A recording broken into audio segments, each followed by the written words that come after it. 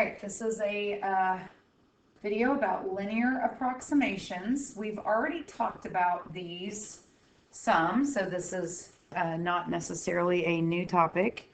We're just expanding on that a little deeper.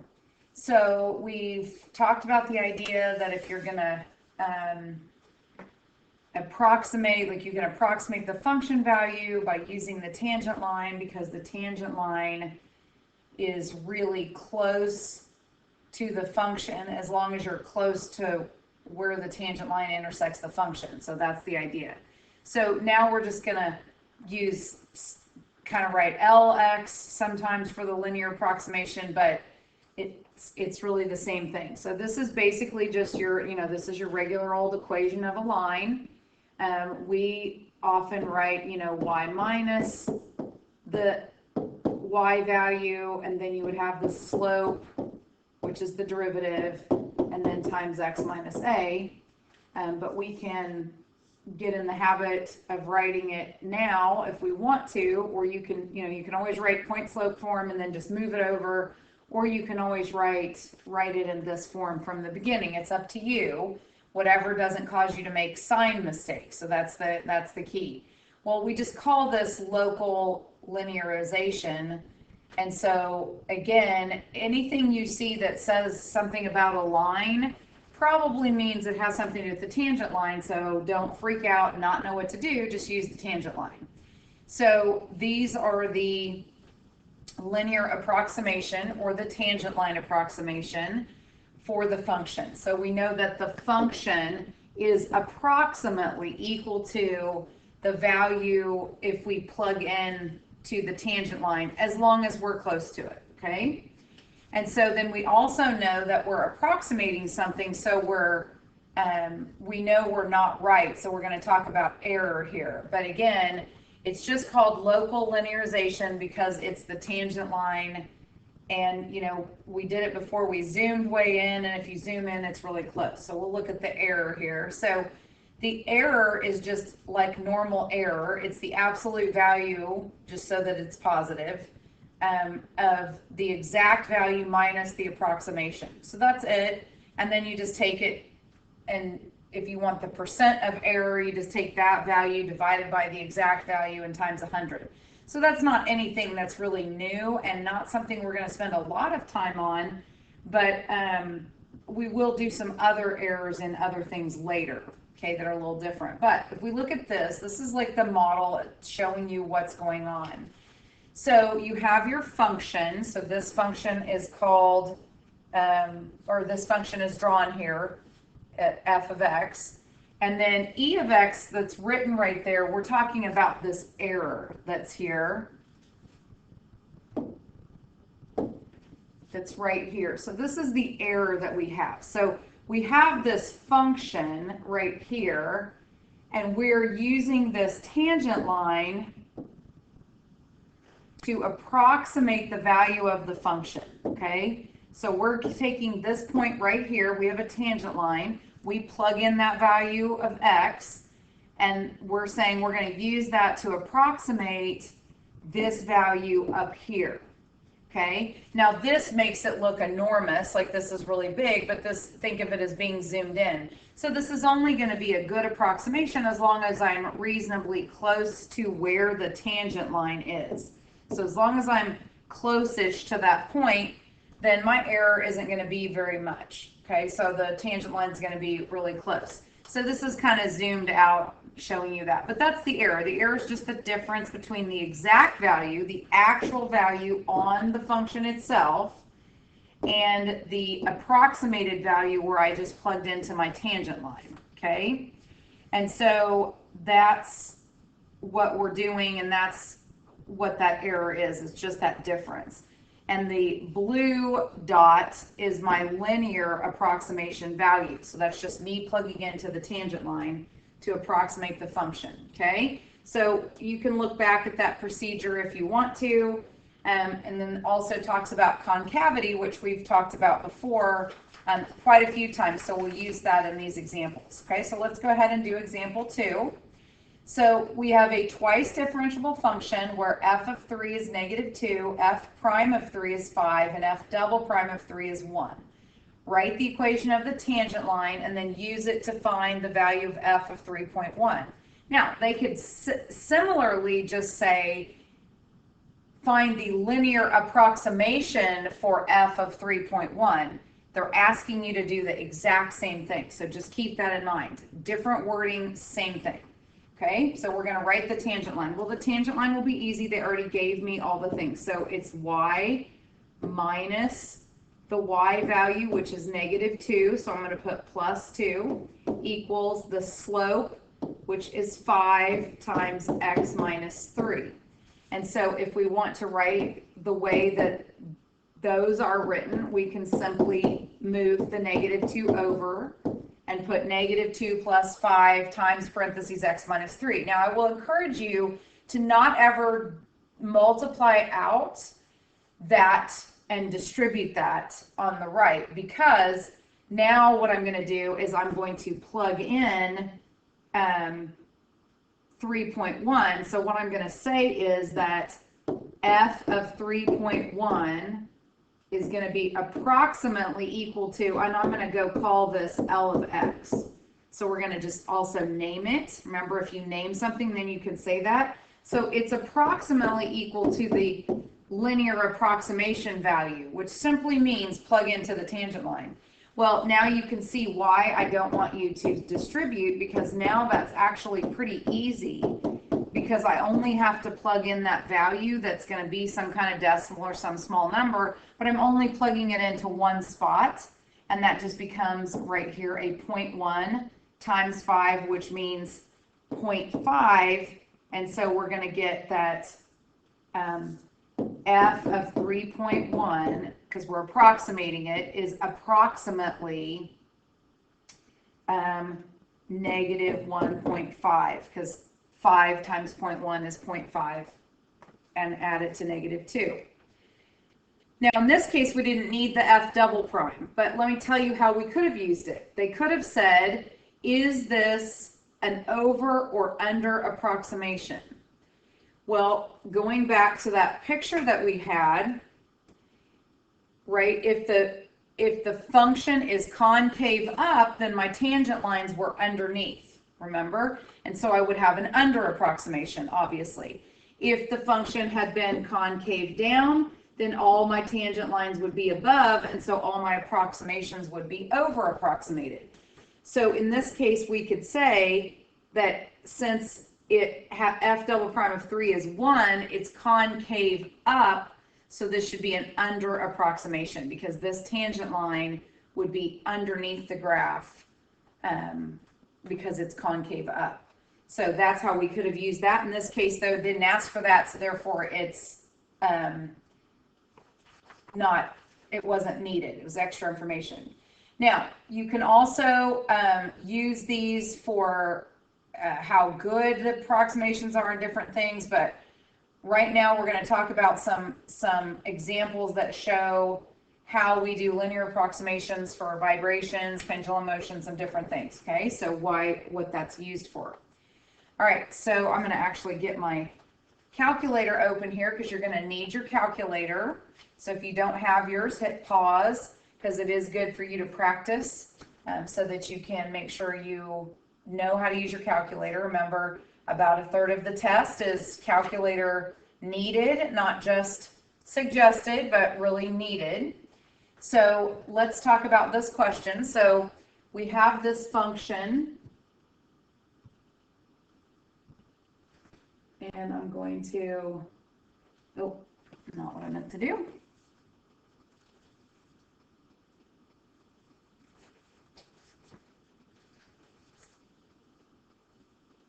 Okay, I don't know why it's not, okay. So I guess I'll fix this window. I don't know why it's doing that. Interesting. Let's do this, I guess, for now. Interesting. It should just be the size of the handheld, so I don't know why it did that. I've never seen it do that before. All right. So anyway, We'll get that out here in just a second when we need it. Okay, so we're going to consider this function y equals sine x at x equals pi over 3. So that's a specific place we're looking. And we know, of course, that the values at the ordered pair there is 1/2 square root of 3 over 2. Remember, unit circle, we need to know that. Well, if we know that pi over 3, the angle that we're at, is about 1.047, etc., okay, that's the value of it. We want to use that function to write a linear approximation for x equals 1.5, because 0.5, because that's very close to this, and so we know it should be a pretty good approximation. And then we're going to next actually find the error using the calculator so we can see how close that approximation actually was.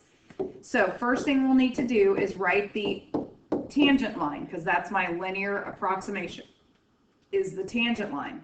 So I take the derivative, and then I need to take the derivative evaluated at x equals pi over 3. And I haven't really needed the calculator here because these are all values that we know. So I'm going to go ahead and do that part by hand. The calculator is mostly for when we get in a minute when we're trying to do the approximation. So we know that the function is approximately equal to the linear approximation, which we know will be slope times x minus the x, which was pi over 3, plus the y value of sine x, which would be sine of pi over 3, which would be square root of 3 over 2. So that's going to be your linear approximation. Now again, you can write it first. You could have first said, okay, I'm going to do it this way. Y minus square root of 3 over 2 equals 1/2 times x minus pi over 3. And then you could have switched it to this version. It's up to you. So if you need that extra step to not make mistakes, then do that. Go ahead and write the tangent line first and then write it. So we want to do f of 1.05, and we know that would be approximately equal to this linear approximation at 1.05, which means that now I would want to use the calculator. Now you can write out what you're going to do if you want, and then just put it in the calculator, or you can just go straight to the calculator. Remember, on a calculator problem, as long as I've said this is what I'm doing, I can just go straight to the calculator. So let's go ahead and open up our calculator, which I wish I could get. I don't know why it won't be bigger. So let me try. I guess we'll just go to this and do it this way, because you have it in front of you. So we want to do 0.5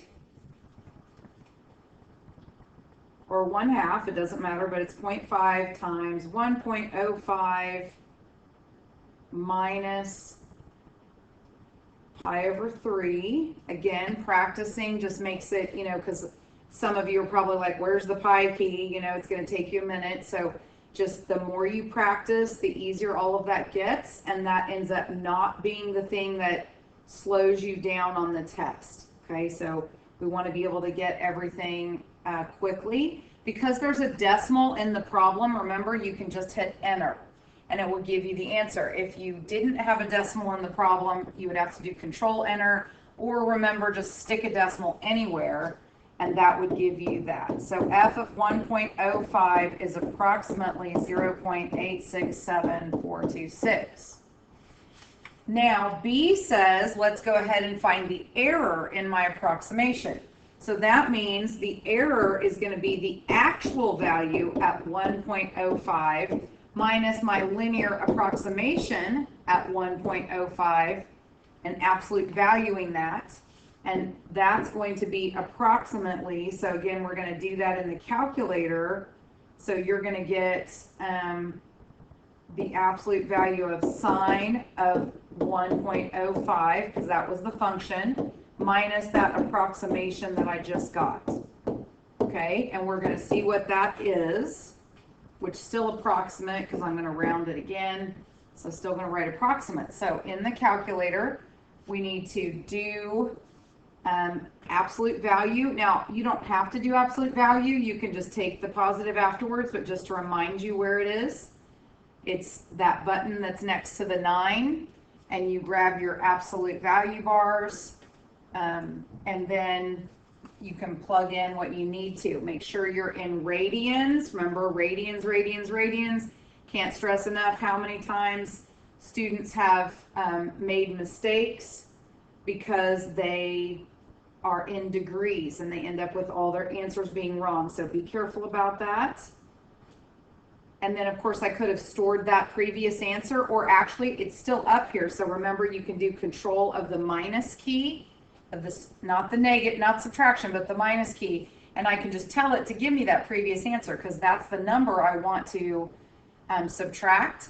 And then there I get my answer. So I get, and if I want even more decimals just to be, more exact, you can do that, but it's still going to be, remember, don't ever write E-6, but I need to put 5 zeros in front of that 3, and then I would be 3, 4, 0, 2, etc., etc., okay? But the point is that it's less than, this error is approximately 0.000003, and that's sufficient. It's a very tiny error, so that does tell you that a linear approximation is pretty close at that place. Now, if I want to find the exact, and anyway, so that's the error. That's how far I am off. Now, sometimes we just want to compare it to like how far away we are in powers of 10. So it's definitely less than 10 to the -5th. Okay, so we could talk about that too. Okay, so now let's look at a linear approximation for y equals 2 to the x at x equals 3, and then we'll use that to approximate 2.97, okay, which again is close to 3. So your function, we'll call it f of x equaling 2 to the x. F prime of x, just makes life easier, is 2 to the x times ln of 2, and then f prime at 3 is going to equal 8 ln of 2. And then we also will need the y value at 3, which is going to be 8 because it's 2 to the 3rd. So all of that gives me my tangent line, which again, you can just write in this sort of normal way and then rewrite it one time. So y minus the y value equals the slope times x minus the x value. And then you can simply write it as the linear approximation is 8 plus 8 ln of 2 times x minus 3. And all I did was add 8 to both sides.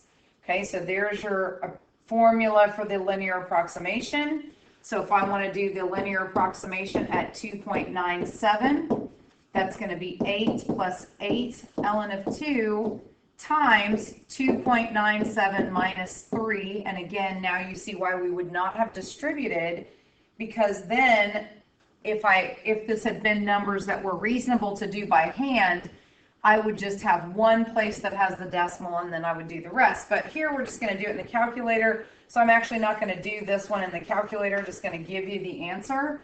So this answer, and to go ahead and clear it up, I'm going to say f of, because this is what we were approximating. So f of 2.97 is approximately L at 2.97, which is 7.83364. And it really, I should say approximately there too, because we're going to have to round it off because of the LNs.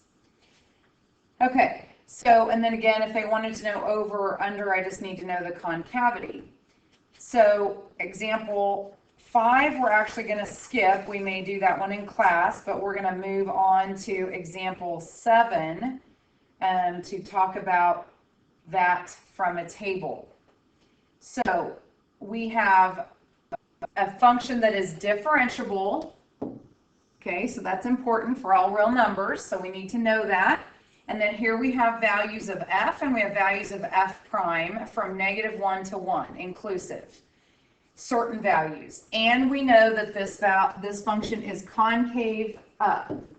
in this closed interval. So that's important for my over or under estimates information. Okay, write an equation for the line tangent to the graph when you have x equals negative 0.6. So again, you can start off by just doing y minus. I need the y value when x is negative 0.6. So the y value would be 51. So I'm going to write minus a negative. So I write plus. And then the slope there is negative 2. And then it was x minus negative 0.6. And so that's the equation of the tangent line. So remember, when it just says equation of the tangent line, write that. Don't do anything else because I could possibly make an error. B says, though, use this to approximate the value. So we would want to say the linear approximation then is 50, it would be negative 51 plus negative 2 times x plus 0.6. Okay, so we write it, we just move over the 51. And we know that f of negative 0.5 is approximately equal to this linear approximation at negative 0.5. And this, since if it's a calculator question, I would just plug it in. I'm going to go ahead, it's not a calculator question, so I need to go ahead and answer this one. So I'm going to plug it in. So I have negative 51 plus negative 2 times negative 0.5 plus 0.6. So that's going to be negative 51 minus 2 times, well, negative 0.5 plus 0.6 is 0.1. And then I have negative 51 minus 0.2. So I have negative 51.2. Okay, so you're going to very often have that where you have to just do it by hand. And that's why you don't want to distribute on the right there, because then you only have to deal with that decimal one time. Then it says, is this approximation greater than or less than the value of f of negative 0.5, and then give a reason. Well, again, at the beginning, they told us that this function is concave up on this entire interval. So therefore, it's concave up at negative 0.6. So we would simply say that. We would say, since f of x is concave up on this interval, the tangent line lies below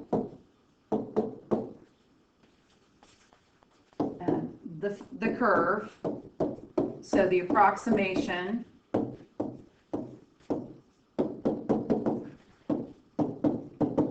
would be less than the actual value.